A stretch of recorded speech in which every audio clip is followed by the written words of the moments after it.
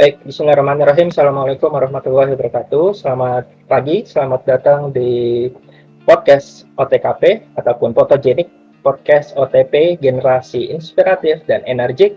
Hari ini kita kedatangan pembicara yang sangat luar biasa, Kak Hilda. Ini ada di belakang fotonya, nanti kalian bisa lihat orangnya dan saling kenal. Kita akan nanya-nanya sedikit. Biodatanya singkat, padat, dan sangat penuh. Portofolionya, prestasinya banyak lah. Kita akan belajar bagaimana dia dapat mengachieve prestasi itu, belajarnya seperti apa, dan lain sebagainya. Ya, kita sapa dulu. Kak Hilda, apa kabar? Halo Pak Radit, halo semua. Kabar baik. Pak Radit gimana, baik juga ya? Kabar baik, Kak Hilda. Kak Hilda, ceritain CV singkatnya dong, biar pada kenal nih Kak Hilda itu siapa sih, dan lain sebagainya. Perkenalan dulu ya, biar lebih dekat. Nama aku Hilda, panggil aja Kak Hilda atau Hilda, whatever you want.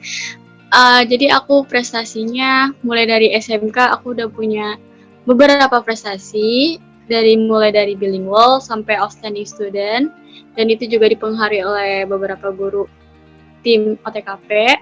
Dan sekarang aku juga alhamdulillah masih bisa diberikan karunia prestasi lagi di bidang internasional, yaitu aku sebagai delegasi Egypt di bawah naungannya General Assembly United Nations.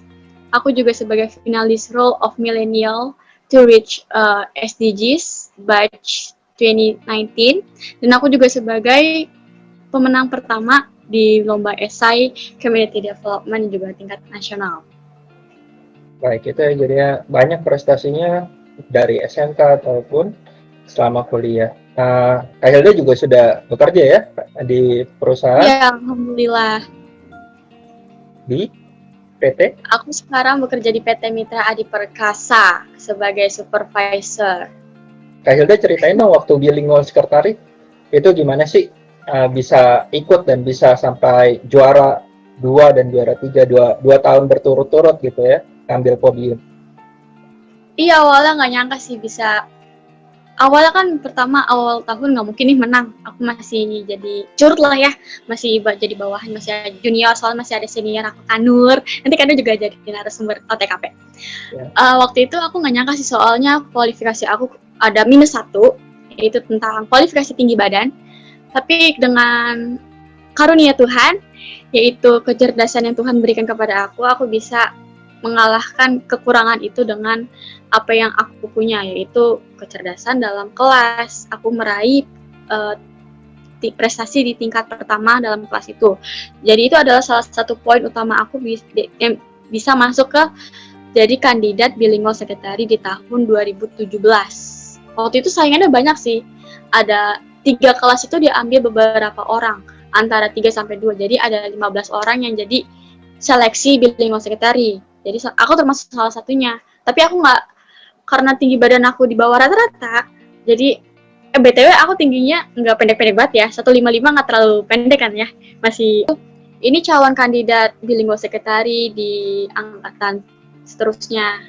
Jadi aku tiba-tiba bingung dong. Aku nggak ikut seleksi apa-apa, kok aku jadi kandidat ya? Wah, kenapa nih?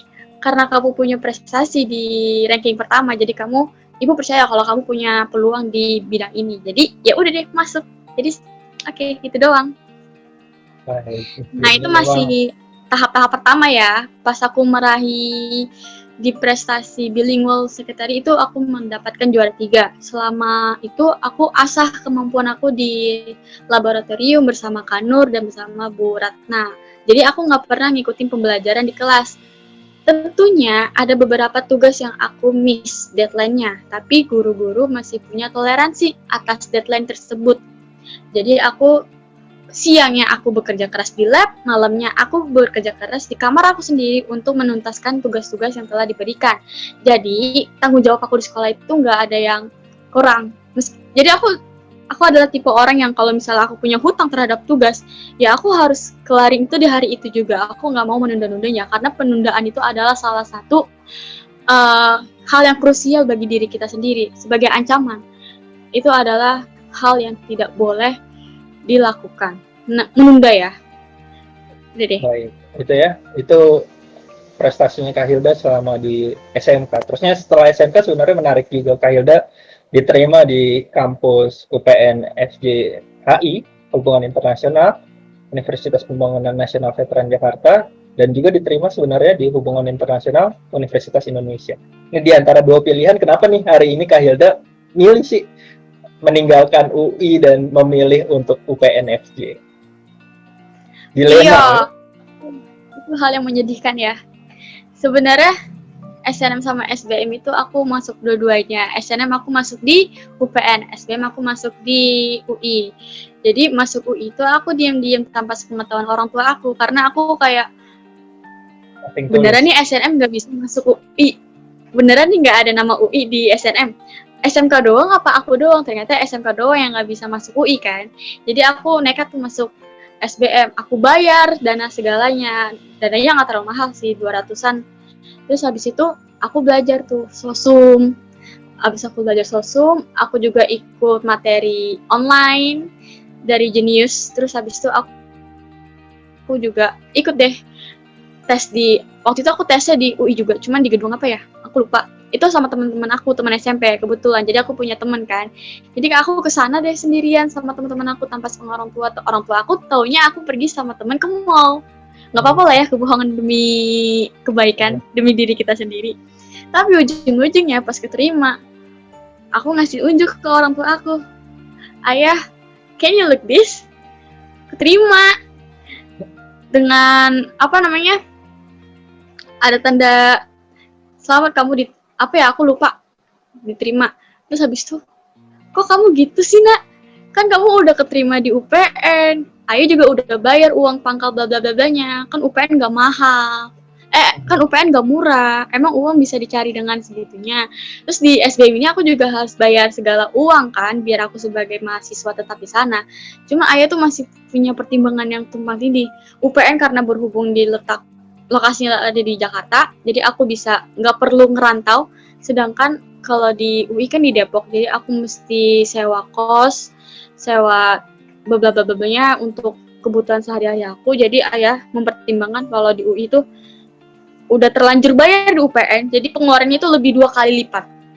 Sedangkan waktu itu di pertengahan bulan, jadi kondisi krisis perekonomian ini juga nggak mendukung untuk membayar secara full di UI. Jadi itu menyayangkan sih. Tapi aku S2 insya Allah nggak mau di UI. Insya Allah maunya di luar negeri. Apa? Di mana? Di Harvard. Di Harvard. Amin gitu ya. Nanti kita lihat Hilda goes to Harvard. Semoga ada rezekinya. Syukur-syukur beasiswa LPDP ataupun beasiswa apapun. Iya, makanya aku nabung sekarang, bekerja dari sekarang. Setelah diterima di Harvard, semoga nggak diam-diam lamar juga di Oxford gitu. Ntar dilema lagi. Aduh, saya mendingan kerja deh kalau begitu. Kerja sambil kuliah deh, dua-duanya. Ngambil keuntungan.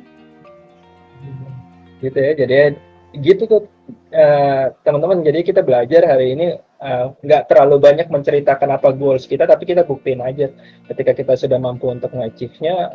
Bahkan untuk ke orang-orang terdekat, Kak Hilda kan juga menceritakan dia daftar di SBMPTN karena rasa penasaran aja, karena SNMPTN, SMK tidak ada untuk pilihan di UI, itu akhirnya dia pilih di jalur SBM gitu ya Kak Hilda ya. Dan akhirnya ketika diterima ngikutin juga pilihan dari orang tuanya. Semoga itu pasti yang terbaik lah. Kita nikmatin prosesnya dan nanti di kemudian hari kita petik hasil dari kerja keras kita. Dan menyenangkan orang tua itu salah satu hal yang harus dilakukan juga, di samping kita ambisi-ambisi pribadi kita gitu kan, karena mereka yang lebih tahu tentang kita, tentunya orang terdekat kita. Itu dari Kak Hilda tuh milih UPN, ninggalin UI, tuh kayak ditaksir dua cowok ganteng gitu ya Kak Hilda ya. Harus milih salah satu, tapi akhirnya ya milih harus tetap dilakukan. Untuk pesan-pesan nih kepada adik-adik di SMK Negeri 15 Jakarta agar seinspirasi Kak Hilda gitu ya, dan berprestasi, itu gimana sih tips-tipsnya biar semangat belajarnya? Pesan-pesannya harus tetap semangat meskipun online. Selain ini kita harus memanfaatkan waktu, belajar literasi yang baik, juga menjaga kesehatan. Nah, bagi adik-adik kelas yang kelas 10 ya? Kelas 10 atau kelas 9 sih? Semuanya aja kali ya yang masih belajar di SMK Negeri 15 Jakarta. Sama kok, motivasi belajarnya kayak lagi disorientasi. Apalagi kita mau pas nih, penilaian akhir semester kayak udah. Biar nilainya bagus di rapot. Oh iya gitu. Jadi pokoknya jadi di awal semester itu kalian harus tetap menumbuhkan semangat deh. Kalau misalnya target gue ini nih, target gue gini-gini, nanti gue mau masuk PTN. Meskipun PTS tapi gue punya performa yang baik nih setelah lulus. Jadi gue nggak jadi unemployed. Jadi gue udah punya keterampilan. Jadi intinya kalian tuh harus merancang long term, middle term, dan short term. Jadi long term itu kalian bisa menganalisa kemampuan diri kalian tuh di masa depannya. Kalau misalnya kalian sudah menjaga-jaga, mewaspadai, aware terhadap long term, kalian insya Allah tuh pasti bakal menjadi orang yang hebat. Jangan lupa untuk mempersiapkan segala sesuatu itu juga mempertimbangkan kesehatan. Seimbangkan kalian dengan performa diri kalian dengan hasilnya. Jangan sampai timbang tindih karena itu nggak baik. Dan juga selama offline ini kalian nggak boleh surfing web terlalu banyak kali ya seharian, karena surfing web itu juga nggak baik. Mungkin kalian juga membuat inovasi kayak Paradit itu punya wirausaha online, itu bagus sih. Itu juga mengasah kemampuan eksternal internal diri kalian, itu juga termasuk di bidang ekonomi, juga kewirausahaan, bagaimana merancang keuangan sejak dini ya kan. Jadi kalian harus, dunia ini tuh nggak sepanjang yang kalian kira, jadi harus tetap aware itu wajib. Siap, ya. Jadi banyak kata-kata asing nih, nanti takutnya banyak yang ngerti tadi unemployed gitu ya. Orang-orang yang nganggur maksudnya, takutnya adik-adiknya kurang paham. Terusnya semoga paham lah anak-anak 15 mah pinter. Itu bahasa umum. Orang umum anak-anak sekarang ya. Baik, itu Kak Hilda sebagai closing statement, selain motivasi tadi, ada yang mau disampaikan kepada keluarga 15? Mungkin tadi sempat nyebut-nyebut Bu Ratna dan lain sebagainya. Kan ada beberapa guru yang mungkin menginspirasi Kak Hilda. Itu closing statement-nya tentang SMK 15 khususnya AP lah. Biar mereka nggak merasa salah pilih. Wah, kayaknya saya salah pilih nih jurusan dan lain sebagainya. Oh iya. Pesan untuk guru-guru khususnya AP, dulu AP ya, sekarang OTKP agak ribet bahasanya. Ganti AP aja lah ya. Sekarang. Iya, AP aja. AP aja, terutama Bu Ratna. Bu Ratna itu adalah salah satu sebagai project officer lah, ketuanya lah, atau koordinatnya lah. Segala macam lah dia. Pokoknya dia adalah wanita yang hebat, yang udah mengisi hari saya, bagaimana saya menjadi orang yang sukses. Dan itu, dia itu adalah salah satu sosok wanita yang mengajarkan saya dedikasi itu penting di setiap waktunya. Jadi dia itu mengajarkan saya bahwa di setiap detik itu adalah sesuatu yang berharga. Apabila kamu menghilangkan setiap detik itu, kamu akan menghilangkan peluang keberhasilan kamu. Jadi aku setiap detik itu berusaha, nggak kayak harus rebahan, leye-leye, enggak. Jadi aku harus memikirkan begini, nanti begini konsepnya, nanti targetnya begitu, plong, udah. Terus yang untuk guru-guru lain, Paradit yang udah memberikan aku semangat, kayak memberikan aku makanan, jadi aku tambah gendut dulu ya. Itu mood booster banget sih. Dia adalah salah satu, dia kan, Paradit kan juga sebagai wali kelas aku, jadi dia punya peran yang penting bagi aku juga. Terus beberapa kayak guru Buati, itu juga, dia mengajari aku tentang kesabaran, ketulusan, yang penting kesempatan bulat teliti. Oke. Itu aja dari Kak Hilda mungkin. Pertemuan hari ini saya rasa cukup. Sampai jumpa di pertemuan selanjutnya. Fotogenik dengan narasumber yang menarik dan menginspirasi. Tujuannya adalah kita bakalan melihat pelangi atau ngambil pelajaran langkah gemilang lah setelah menyaksikan ini dan termotivasi untuk belajar, dan syukur-syukur bisa mengachieve lebih daripada narasumber saat ini, karena guru-guru akan lebih senang ketika memang lihat peserta didiknya atau anak-anak muridnya itu lebih sukses daripada mereka gitu. Kalau bahasa kerennya, biarkan kami jadi langit malam di antara kerlip-kerlip bintang, karena prestasi anak-anak murid gitu ya. Ada bintang kelas, bintang perusahaan mungkin, dan lain sebagainya. Sukses Kak Hilda untuk pekerjaan, kuliahnya semoga lancar. Terima kasih sudah hadir di sini. Thank you. Sukses juga buat guru TKP. Amin. Selamat tinggal. Bye. Bye.